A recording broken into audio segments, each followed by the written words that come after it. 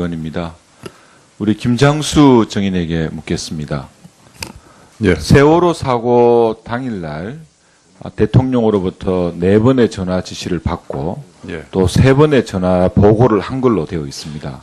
예. 맞습니까? 예, 제가 구체적으로 한 7번 정도는 통했습니다, 분명히. 본인이 직접 대통령과 통화한 거는 맞습니까? 확실합니다. 그리고 본인이 추측하기에는 그때 당시에 대통령이 관저에서 있었다 이렇게 생각하시는 예. 거고요. 우리 김장수 정인께서는 상당히 오랜 기간 군 생활을 또 평생 하셨고 또 여러 가지 급박한 상황에 대한 경험도 많으셨을 텐데 예. 그 사고 보고를 받고 대통령에 대한 대면 보고의 필요성은 느끼지 못했습니까? 대면 보고 드리기에는 너무 여건이 좋지를 않았습니다. 또 대통령께서도 상황실이랄지 어디 대면 보고를 하시기에는 와서 받으시기에는 너무 여건이 안 좋다는 것도 아시고 또 그 대면 보고 준비를 위해 가지고 분초를 놔두는 상황 파악에 어려움이 많겠다라고 생각하신 걸로 알고 있습니다.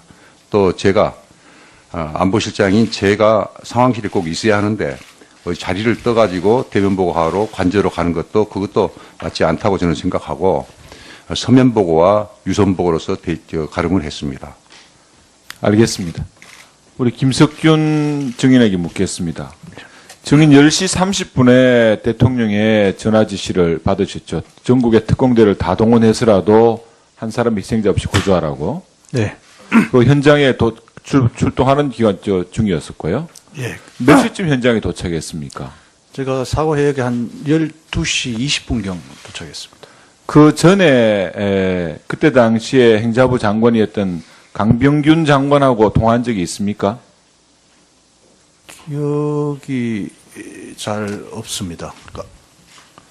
제가 생각하기로는 현장의 상황을 가장 정확하게 알고 있는 것은 결국 해경이었습니다.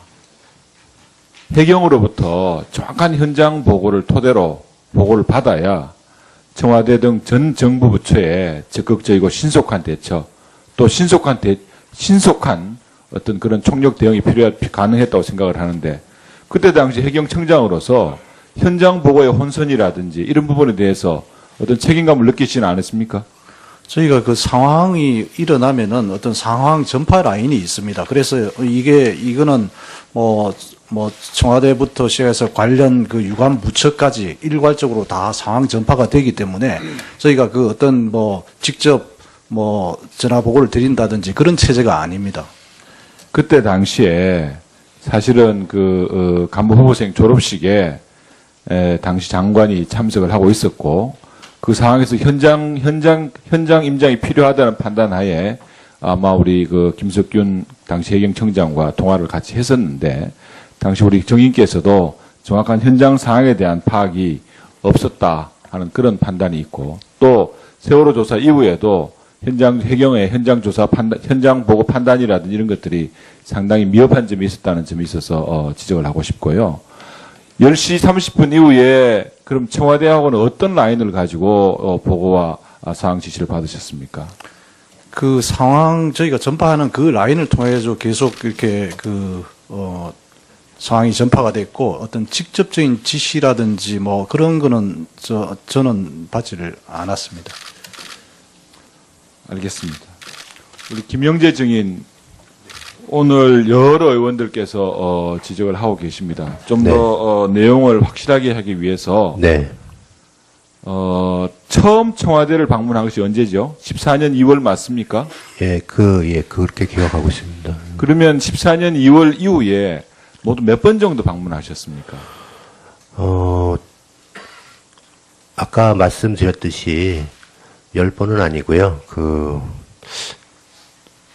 사실 기억을 안 나는데 한 5번. 그 정도 5번에서 10번 사이를 방문하셨다고 하면은, 예. 방문하셔가지고, 대통령을 상대로 해가지고, 대통령님을 상대로 해가지고, 속칭 말하는 필러라든지, 네. 아니면 보톡스라든지, 네. 이런 성형 시술을 하신 적이 있습니까? 네, 없습니다. 저는 째는 수술을 많이 하기 때문에, 그거는 저는 하지 않았습니다. 그럼 대통령을 상대로 잘하신다는 째는 수술을 하셨습니까? 시술을 하셨습니까? 처음에는 이쪽에 흉터 때문에 그것도 마비가 오시고, 그 다음에 여기가 경련이 일어난다고 해서 얼굴이 많이 자꾸 그 비대칭이 심해진다고 하더라고요. 그래서 그때 당시에 이거는 수술은 절대로 여기 의료 시스템이나 그리고 수술한 다음에 붓기도 오래 가고 그 다음에 너무나 많이 차이가 나기 때문에 시술은 한 적이 불가능하다고. 없다는 겁니까? 네, 시술은 시술로 한 불가능하다고 적은 없다는 말씀드렸습니다. 겁니까? 네네.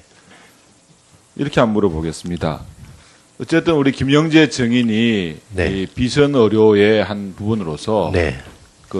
관저를 방문한 적이 있고 네네. 또 그런 대통령과의 어떤 그런 관계가 기화돼 가지고 네. 서울대 외래 교수 위촉이라든지 네. 또 대통령 해외 순방의 동행이라든지 네.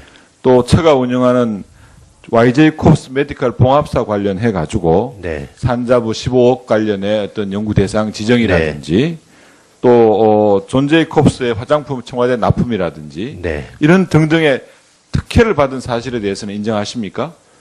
뭐 저는 그렇게 이제 정황상 그렇지만은 그 과정에서는 산자부도 공고위에서 받았다 그러고 화장품 같은 경우도 사실은 처음에 그 청와대 들어가서 쓰셨기 때문에 그런 관심은 보통은 갖고 말이죠. 네, 가지고 김민재 증인 인정하실 거는 인정을 하시는 게 좋습니다.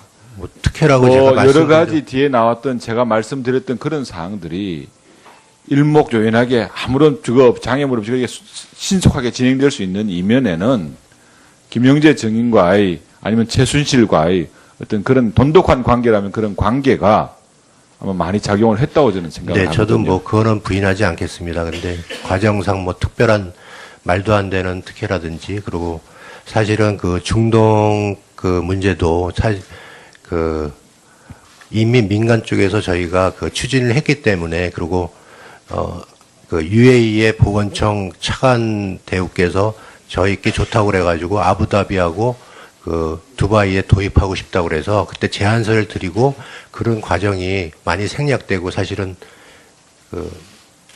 그래서 그런 의혹이 많이 제기되는 것 같습니다. 네, 이만희 의원님 수고했습니다. 다음은 더불어민주당 박영선 의원 신문하십시오. 세월호는 정원이 921명인데 당일 승선은 476명입니다.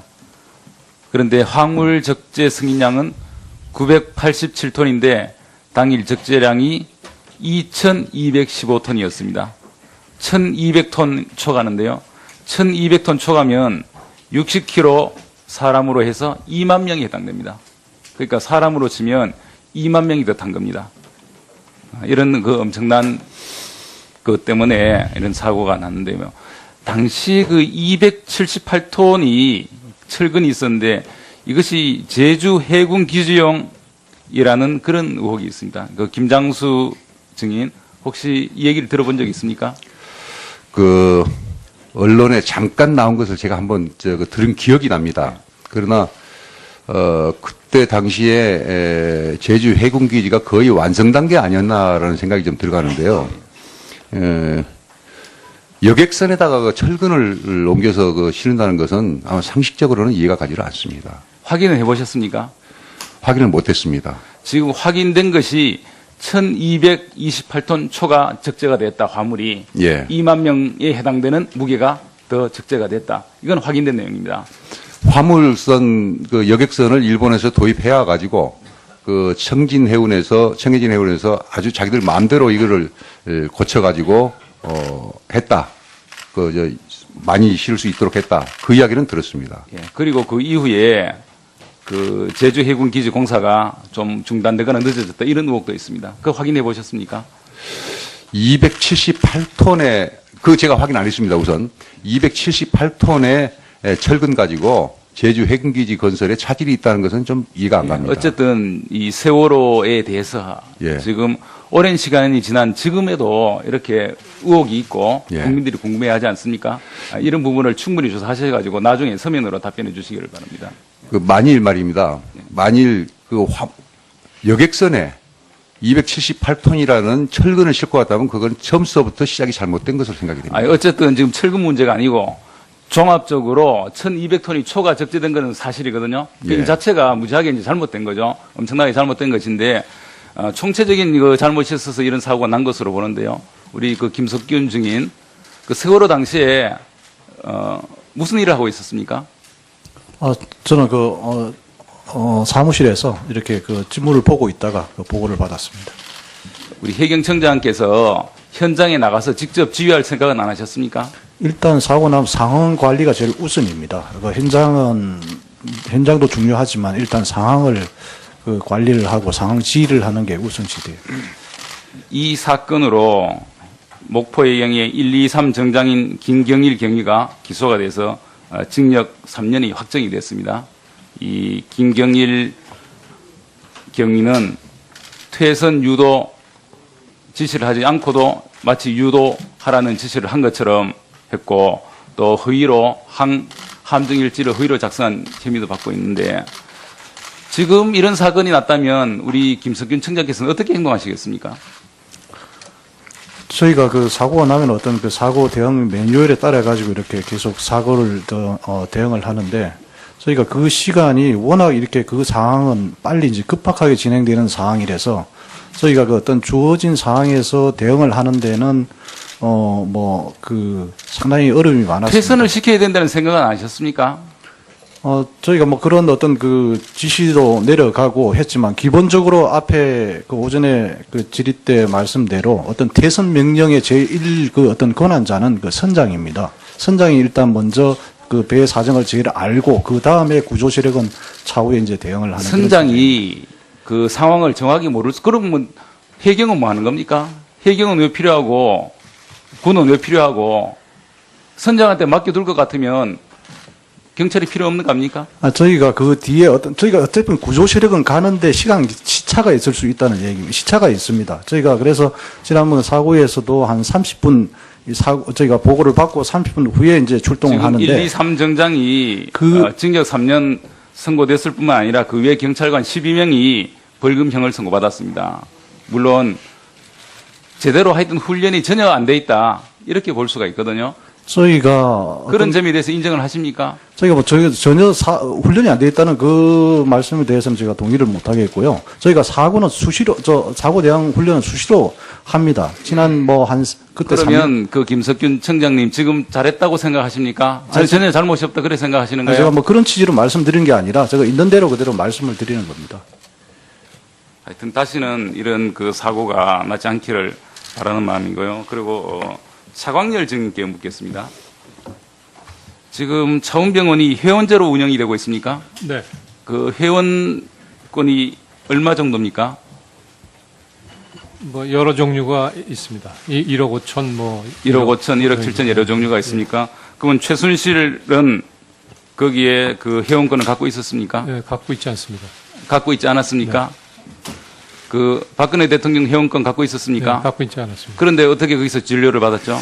처음은 보통 멤버 병원이라고 하시지만은 95%의 매출이 비멤버에서 일어나고 있습니다. 그리고 한 30%가 그 외국 환자.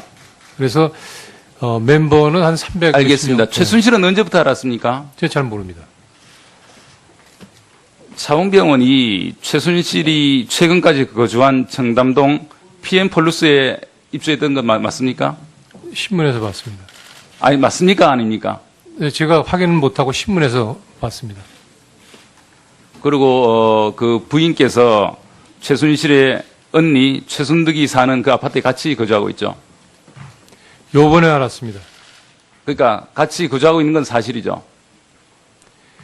요번에 제가 나와가지고 그 저희 빌라 앞에 그 방송국에서 나온 그런데도 몰랐다고 말씀하실 수 있습니까? 네, 그분께서? 지금 빌라에 사시는 여러분이 있는데 제가 옆에 위에 아래 누가 사는지 연세가 뭔지 아직도 잘 모릅니다. 제가 외국에 한 절반 이상 나가 있고 일찍 출근해서 늦게 퇴근하기 때문에 제가 그런 교류를 전혀 하지 않습니다. 예, 최결 의원님 수고했습니다. 다음은 더불어민주당 손혜원 의원.